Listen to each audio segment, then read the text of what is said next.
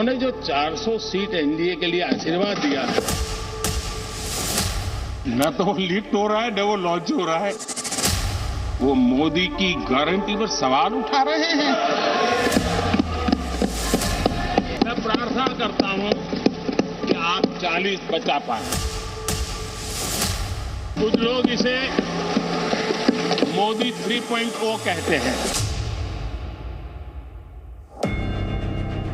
2024 की लड़ाई 400 वर्सेस 40 पर आई। राज्यसभा में प्रधानमंत्री मोदी ने लोकसभा चुनाव का टारगेट एनडीए के लिए ही नहीं, कांग्रेस के लिए भी सेट कर दिया। 90 मिनट के भाषण में मोदी ने अपने तीसरे टर्म की गारंटी दी, एनडीए को 400 से ज्यादा सीट मिलने का दावा किया और कांग्रेस को 40 सीट बचाने की चुनौती दे डाली। पश्चिम बंगाल से चैलेंज आई है कि कांग्रेस 440 पार नहीं कर पाएगी, 40 पार नहीं कर पाएगी।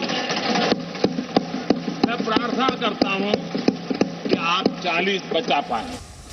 बड़ा सवाल है कि मोदी ने आत्मविश्वास के साथ ऐसा क्यों कहा। इसके लिए उन्होंने 2 तर्क दिए। पहला, पश्चिम बंगाल की सीएम ममता बनर्जी का कांग्रेस को लेकर दिया गया बयान, और दूसरा मल्लिकार्जुन खड़गे का राज्यसभा में दिया गया बयान। आपका इतना बहुमत है, अब तो पहले 330, 334 की, अब ने तो 400 पार हो रहा है। लेकिन एक बात खुशी की रही, उन्होंने जो 400 सीट एनडीए के लिए आशीर्वाद दिया,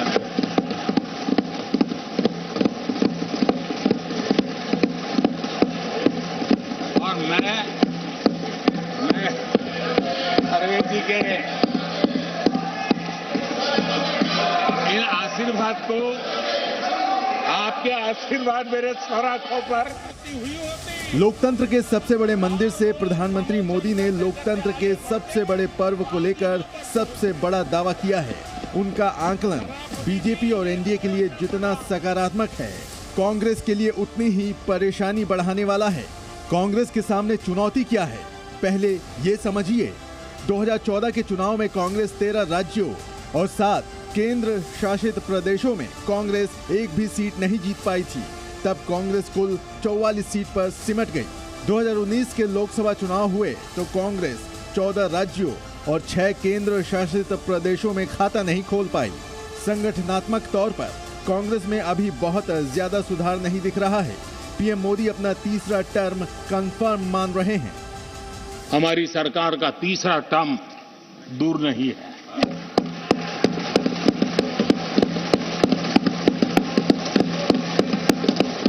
कुछ लोग इसे मोदी 3.0 कहते हैं।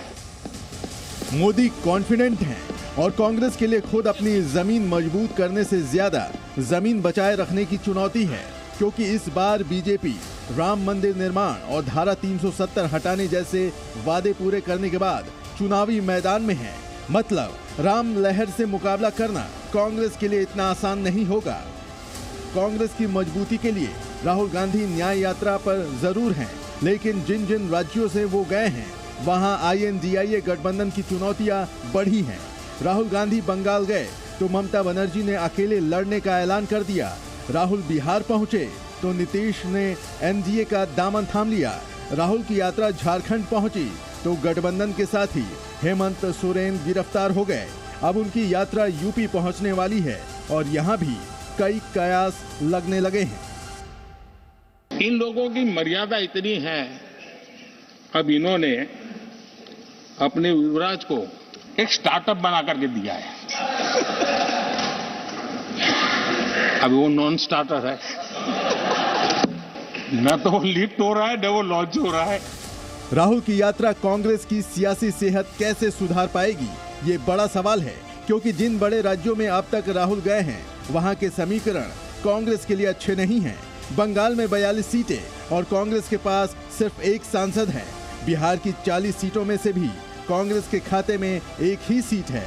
झारखंड की 14 लोकसभा सीटों में कांग्रेस के पास महज 1 सीट है।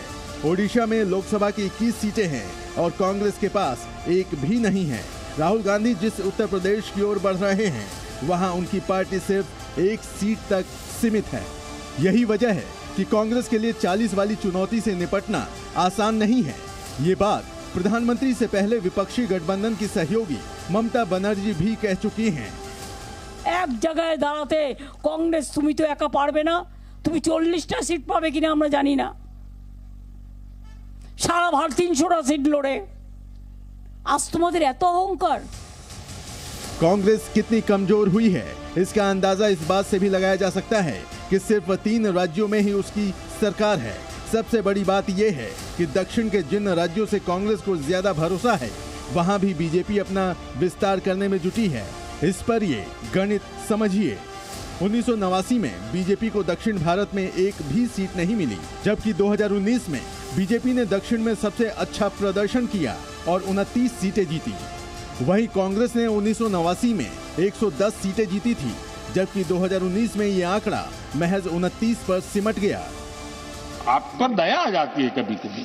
सबका साथ सबका विकास ये नारा नहीं है, ये मोदी की गारंटी है। किसी ने कविता लिख करके भेजी थी, मोदी की गारंटी का दौर है। नए भारत की भोर, नए भारत की भोर, आउट ऑफ वारंटी चल रही दुकानें, आउट ऑफ वारंटी चल रही दुकानें, खोजे अपनी ठोर। कांग्रेस के लिए किसी भी मोर्चे पर राह आसान नहीं है। दक्षिण के ही एक राज्य आंध्र प्रदेश में भी बीजेपी अपनी पकड़ मजबूत करने में जुटी हुई है। चर्चा है कि तेलुगु देशम पार्टी एनडीए में वापसी कर सकती है।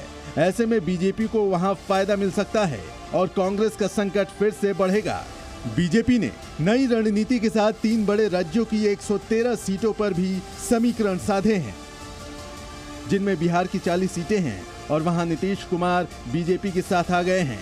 महाराष्ट्र की 48 सीटों पर एनडीए की मजबूती के लिए अब असली एनसीपी यानी अजीत पवार फायदेमंद हो सकते हैं, जबकि आंध्र की 25 सीटों पर पकड़ मजबूत करने के लिए चंद्रबाबू नायडू के आने से बीजेपी को फायदा मिल सकता है।